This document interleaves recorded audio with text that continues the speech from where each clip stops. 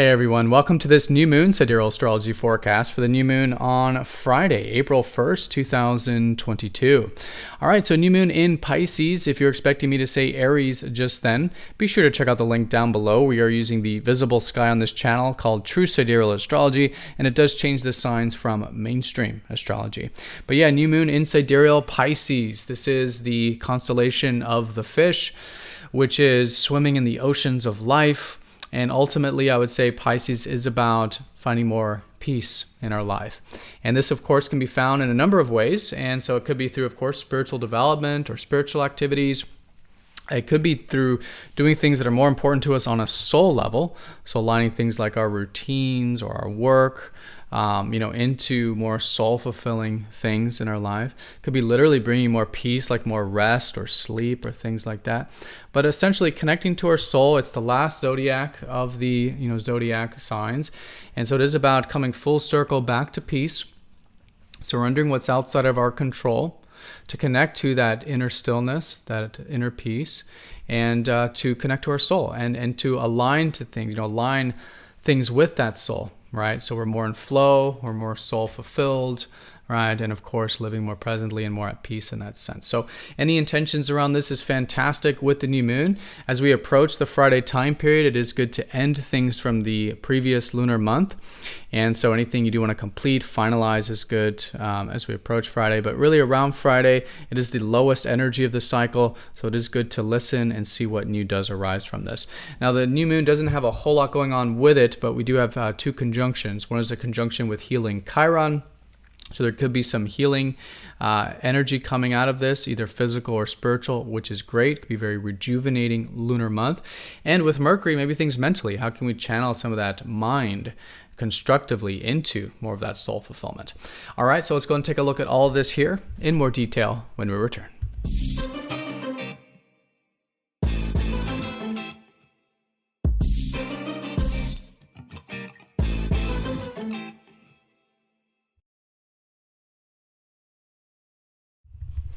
Alrighty, so here is the chart for the new moon. So again, the new moon will be on Friday, April 1st, 2022.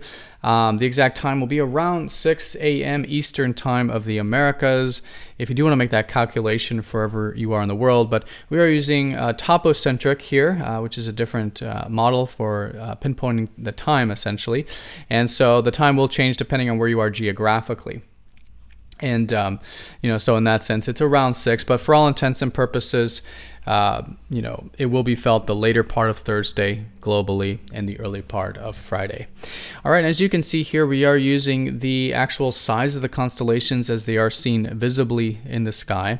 And so this is very different from mainstream astrology. You'll notice they're saying that it's in Aries, this new beginning. So very different. But if you were to look up at the sky visibly, you would see the new moon in Pisces here. So if you are new to this channel, new to True Sidereal, definitely check out that link down below for more information. All right, so let's go ahead and start off with first, what is the new moon? It is the ending, well, in this case, approaching Friday. It is the ending of the current lunar month. And then the new moon is the beginning, right? And this is really the lowest energy phase. So if we were to draw this in a cycle, definitely be the bottom of that cycle. Let's say just the ending and beginning, the 0-1 point, right? Or the 0 point of the cycle. And so it is the lowest energy phase. And so it is important, of course, around the Friday time period to again do that reset, but to also listen, all right? See what new does arise here. And Pisces is very much about this anyways. It is, again, the last zodiac sign of the zodiac. And so it is about that 0 point. It is about that reset.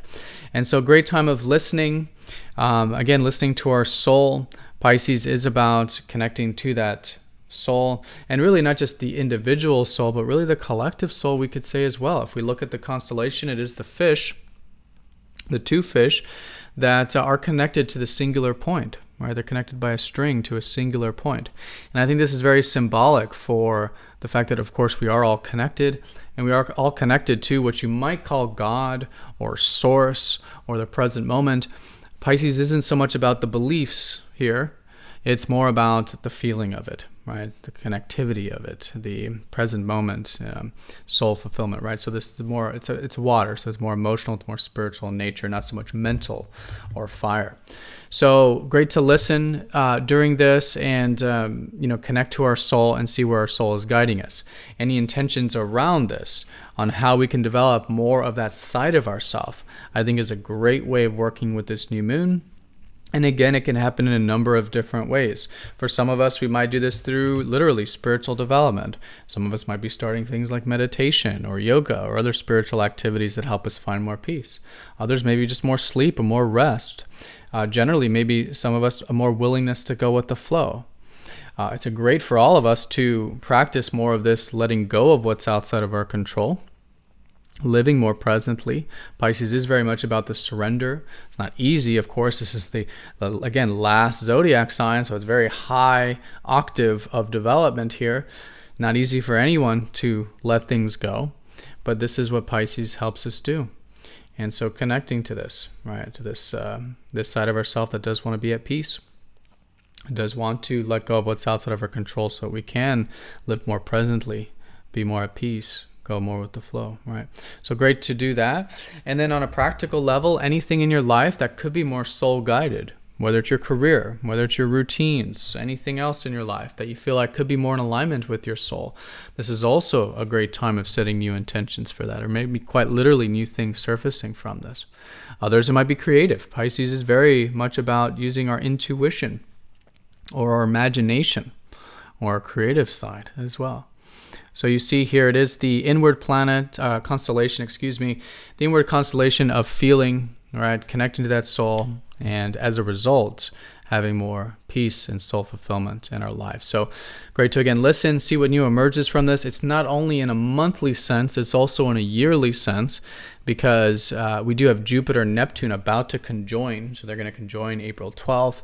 And so this is really a lot of yearly energy. Plus we have a lot of conjunctions going on at the moment. Venus just conjoined Saturn. Mars is going to conjoin Saturn into next week. And we'll talk about the conjunctions with Mercury and Chiron, who are also connected to this new moon. In fact, let's go ahead and talk about them now. So the new moon doesn't have any major aspects to it. As you can see, no lines really to the other planets except for the conjunctions and what we could consider a semi-sextile to Uranus we'll talk about briefly. But really the conjunctions are the most important here. And so there are conjunctions with Chiron, the healing comet, and also Mercury, the mental and communication planet. So from the Chiron perspective, Chiron's been here since about 2015 in Pisces. And so it's been important, this past roughly 7 years for doing this, letting go of what's outside of our control, living more presently, etc. And all of this being more therapeutic, more healing as a result of this. And it's also been a good time of spiritual development and spiritual healing as well. And so this is activating this from the larger sense, we could say, right? This multi-decade sense of Chiron and Pisces, it's activating this. But generally, if there is anything that is physical healing in your life, or spiritual / emotional / psychological, right, that you could see coming out of this, this could definitely be happening. A new beginning with feeling more healed and rejuvenated throughout the lunar month. A lot of it is probably maybe, again, incorporating the Pisces energy to help facilitate this. If it is physical, maybe it's less stress, or maybe it's more rest, or, and again, it's all connected, the physical and the spiritual. So the spiritual side may be more willing to let go of what's outside of our control, live more presently, and all this that then helps the physical health and vice versa, right? So this could be going on in the month and also really with the year, as we're saying. There's definitely a new beginning in a yearly sense with a lot of this. So that's the Chiron side. We can either listen and feel it, and or we can set the intentions to do it. And anything centered around that healing, I think, is great. And we'll likely notice, this month developing here. Now, the Mercury side of things is the more practical, more mental side of things. And so Mercury has been in Pisces recently, and so this isn't the easiest place for Mercury to be.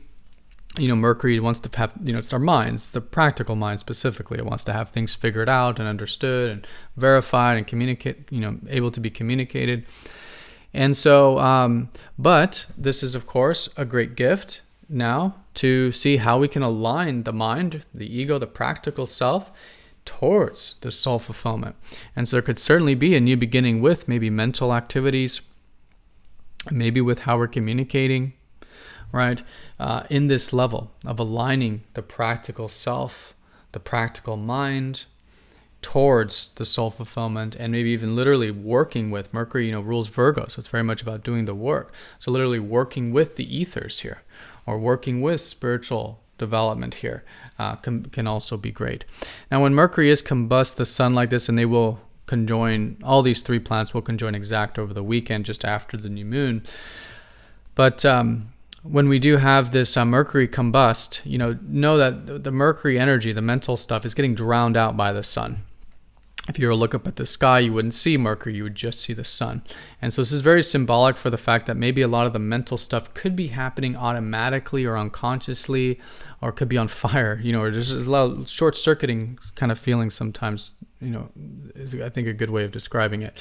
But this energy here where the sun's drowning out Mercury, I think it's very important during these times to bring extra mindfulness to the mind, extra awareness to the mind.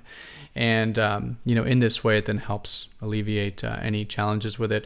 Anything that is about taking those thoughts or kind of fiery energy there and channeling it into maybe writing or something constructive or in tangible form, or brainstorming or whatever it is, or just expressing it, is great. And that helps alleviate if there is any of that going on. But it all depends on the individual. And of course, fundamentally, this is about seeing how we can align that mental and communicative energy towards the soul-fulfilling stuff in life.